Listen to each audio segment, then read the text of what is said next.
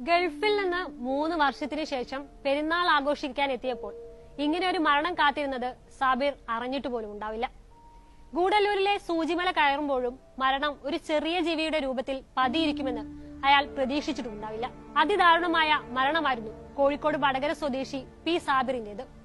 പെരുന്നാൾ ആഘോഷത്തിന്റെ ഭാഗമായാണ് കൂട്ടുകാർക്കൊപ്പം ഗൂഡല്ലൂരിലെത്തിയത്. സൂചിമലയിൽ നിന്ന് താഴോട്ടിറങ്ങിയ സാബിറിനാണ് ആദ്യം കടന്നലിന്റെ കുത്തേൽക്കുന്നത്. ഇതോടെ ഷർട്ട് ഊരി വീശി, ഒരിക്കലും ചെയ്യാൻ പാടില്ലാത്ത ഒന്ന്. ഇതോടെ കടന്നൽ കൂട്ടം ഒന്നാകെ ഇളകി ആക്രമിക്കുകയായിരുന്നു. കൂടെ ഉണ്ടായിരുന്നവർക്കൊപ്പം സാബിറും ഓടിയെങ്കിലും പാതി വഴിയിൽ താഴെ വീണു. സാബിറിന്റെ ശരീരം മുഴുവൻ കടന്നൽ പൊതിഞ്ഞ നിലയിലായിരുന്നു പിന്നീട് കൂട്ടുകാർ കണ്ടത്. കടന്നൽ കുത്താത്ത 1 ഇഞ്ച് സ്ഥലം പോലും സാബിറിന്റെ ശരീരത്തിൽ ഉണ്ടായിരുന്നില്ല. സാബിറിനെ രക്ഷിക്കാൻ ശ്രമിക്കുന്നതിനിടെ കുത്തേറ്റ 2 പേർ ചികിത്സയിലുമാണ്. കടന്നൽ കുത്തിയാൽ മരിക്കുമോ? വന്യജീവി ആക്രമണങ്ങൾ ധാരാളം നാം കേട്ടിട്ടുണ്ട്.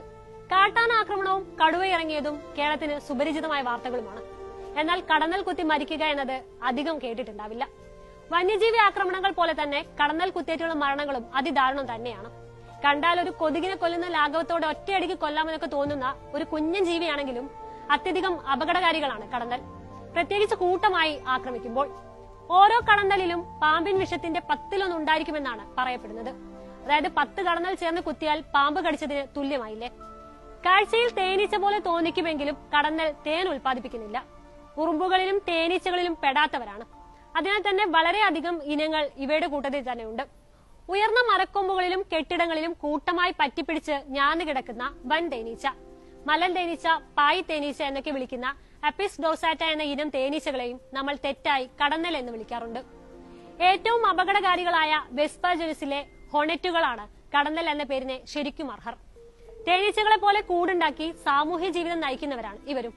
കടന്നലുകളെ കണ്ടാൽ ഒരു വൻപൻ ഭീമനുറുമ്പ് ദേഹം നിറയെ മഞ്ഞയോ ചുവപ്പോ നിറമുള്ള കുറുകെ വരകളോടെ ചിറകു വളർന്നു വീശി പറന്നു നടക്കുന്നതായി ഒറ്റ നോട്ടത്തിൽ തോന്നാം. വളരെയധികം തരം കടന്നലുകൾ നമ്മുടെ നാട്ടിലുണ്ട്. വെസ്പ ജീനസിലുള്ള ഹോർനെറ്റ്, പൊളിസ്റ്റസ് ജീനസിലുള്ള പേപ്പർ വാസ്പ്, വെസ്പുല ജീനസിലുള്ള യെല്ലോ ജാക്കറ്റ് എന്നിവയാണ് ചിലത്. കടന്നലുകളുടെ കൂട് നശിപ്പിക്കാൻ ശ്രമിക്കുന്നു എന്ന് തോന്നുമ്പോൾ മാത്രമേ സാധാരണയായി അവ കൂട്ടമായി ആക്രമിക്കാറുള്ളൂ. അറിയാതെ സംഭവിച്ചതാണെങ്കിലും കൂടിളകിയാൽ അവ കരുതുന്നത് അവ ആക്രമിക്കപ്പെടുന്നു എന്നാണ്. തുടർന്ന് ചുറ്റും ചലിക്കുന്ന ഏത് ജീവിയെ കണ്ടാലും വളഞ്ഞിട്ട് ആക്രമിക്കും.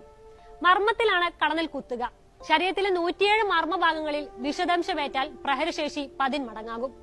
പ്രത്യേകിച്ചും അരയ്ക്ക് മുകളിലേക്കാകും ആക്രമണം ഉണ്ടാകുക. നെറ്റിയുടെ മദ്യം, ഹൃദയഭാഗം, ചെന്നി, കഴുത്തിന്റെ വശങ്ങൾ, തൊണ്ടയുടെ അടുത്ത് എന്നിവിടങ്ങളിൽ കുത്തേറ്റാൽ വിഷം പെട്ടെന്ന് വ്യാപിക്കും. രക്തം, നാഡീവ്യവസ്ഥ, ശ്വാസകോശം എന്നിവിടങ്ങളെയും ബാധിക്കും. കുത്തേറ്റ മിനിറ്റുകൾക്കുള്ളിൽ തന്നെ ലക്ഷണങ്ങൾ ആരംഭിക്കാം.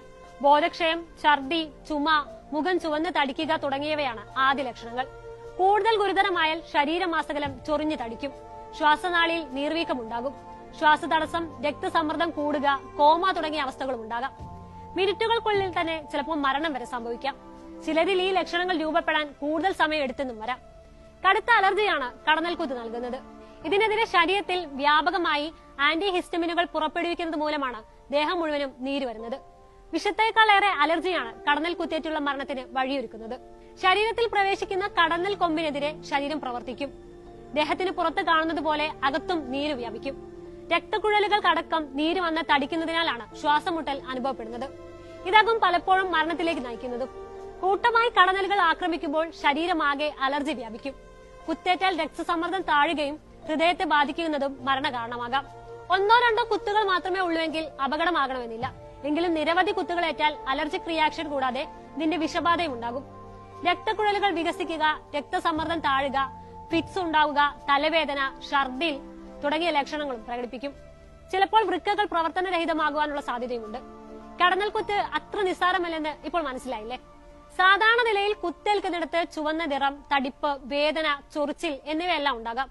കുത്ത് ശരീരത്തിന്റെ അകംഭാഗങ്ങളിലാണെങ്കിൽ, ഉദാഹരണത്തിന് കണ്ണ്, വായയുടെ അകംഭാഗം, നാക്ക്, ചുണ്ടിനുള്ളിൽ, മൂക്കിന്റെ അകംഭാഗം തുടങ്ങിയ സ്ഥലങ്ങളിലാണെങ്കിൽ അണുബാധയ്ക്കുള്ള സാധ്യത ഇരട്ടിയാണ്. തേനീച്ചകളുടെയും കടന്നലുകളുടെയും കുത്തുകൾ തമ്മിൽ വ്യത്യാസവുമുണ്ട്. തേനീച്ചകൾ കുത്തുമ്പോൾ കൊമ്പൊടിഞ്ഞ് ശരീരത്തിൽ കയറുകയാണ് ചെയ്യുക. കൊമ്പിനോടൊപ്പം അവയുടെ വിഷസഞ്ചിയും വയറിന്റെ കുറച്ച് ഭാഗവും നമ്മുടെ ശരീരത്തിനുള്ളിലേക്കാകും. ഇവ നഷ്ടപ്പെടുന്നതിനാൽ തന്നെ ഒരിക്കൽ കുത്തിയ ശേഷം തേനീച്ചകൾ ജീവിച്ചിരിക്കില്ല. അവ ചത്തുവീഴും. കൊമ്പിൽ എതിർ ദിശയിലേക്ക് കാണപ്പെടുന്ന ചെറിയ മുള്ളുകളുണ്ട്. ഈ കൊമ്പ് വലിച്ചൂരിയെടുക്കാൻ ശ്രമിച്ചാൽ കൂടുതൽ വേദന എടുക്കുകയും കൂടുതൽ മുറുക്കം അനുഭവപ്പെടുകയും ചെയ്യും. എന്നാൽ ഇത്തരം മുള്ളുകൾ ഇല്ലാത്തതിനാൽ കടുന്നലുകൾക്ക് നിരവധി തവണ കുത്താൻ സാധിക്കും.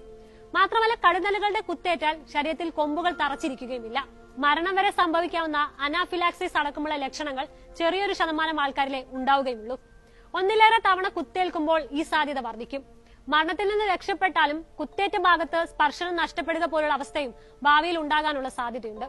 അതിനാൽ തന്നെ നിസ്സാരമായി കണ്ട് വൈദ്യസഹായം വൈകിപ്പിക്കരുത്. നമ്മൾ കാർട്ടൂണിലൊക്കെ കണ്ടിട്ടില്ലേ, തേനീച്ച കുത്താൻ വരുമ്പോൾ ഓടി വെള്ളത്തിൽ മുങ്ങുന്നത്? കാട്ടിലുള്ളവരും ഇതേ രീതി തന്നെയാണ് പിന്തുടരുന്നത്. പക്ഷെ ഇര പോയ വഴി പിന്തുടരാനും ഏറെ നേരം കാത്തുനിന്ന് ആക്രമിക്കാനും കടന്നലുകൾക്കറിയാം. കുത്തേറ്റിട്ടുണ്ടെങ്കിൽ ഉടനടി വൈദ്യസഹായം നൽകണം.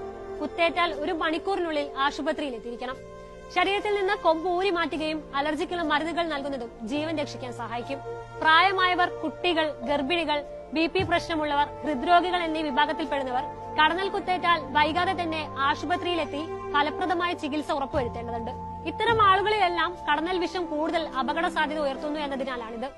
അശാസ്ത്രീയമായ ചികിത്സകൾക്കായി സമയം കളയരുത്. ഏതെങ്കിലും തരത്തിലുള്ള മരുന്നുകളോ ഇലകളോ വെച്ചുകെട്ടാനോ കഴിക്കാനോ പാടില്ല. മുറിവ് എത്രയും പെട്ടെന്ന് വൈദ്യശ്രദ്ധയിൽപ്പെടാനുള്ള വഴി നോക്കുകയാണ് വേണ്ടത്. മുറിവിൽ അണുബാധയ്ക്കുള്ള സാധ്യത കൂടി ഉണ്ടാക്കുന്ന സ്ഥിതി ഉണ്ടാകരുത്. ഇവിടെ സാബിറിനെ കുത്തിയത് മലന്തേനീച്ചകളാണെന്നാണ് സൂചന. കേരളത്തിൽ കണ്ടുവരുന്ന 4 തരം തേനീച്ചകളിൽ ഏറ്റവും അപകടകാരികളാണിവ. ഇവ ആക്രമിക്കാൻ വന്നാൽ എന്താണ് ചെയ്യാൻ കഴിയുക എന്നതാണ് അടുത്ത ചോദ്യം. സത്യത്തിൽ അങ്ങനെ ഫലപ്രദമായ ഒരു പ്രതിരോധ രീതി നിലവിലില്ല. കടന്നലിനു മുന്നിൽ സർക്കാർ ഏജൻസികൾ വരെ കൈമലർത്തുകയാണ്. അഗ്നിശമന സേനയ്ക്കോ പോലീസിനോ വനം വകുപ്പിനോ കടന്നലിനെ നേരിടാൻ ഇപ്പോഴും പരിശീലനം പോലുമില്ല. നിയമപരമായി അവയെ ഉപദ്രവിക്കാനും പാടില്ല. ഇത്തരം പ്രാണികളുടെ കുത്തേൽക്കാതെ നോക്കുക എന്നതാണ് ഏറ്റവും പ്രധാനമായ പ്രതിരോധം. കാട്ടിലും മറ്റും പോകുന്നവർ സെന്റുകൾ, പെർഫ്യൂമുകൾ തുടങ്ങിയവ ഉപയോഗിക്കുന്നത് ഒഴിവാക്കുക.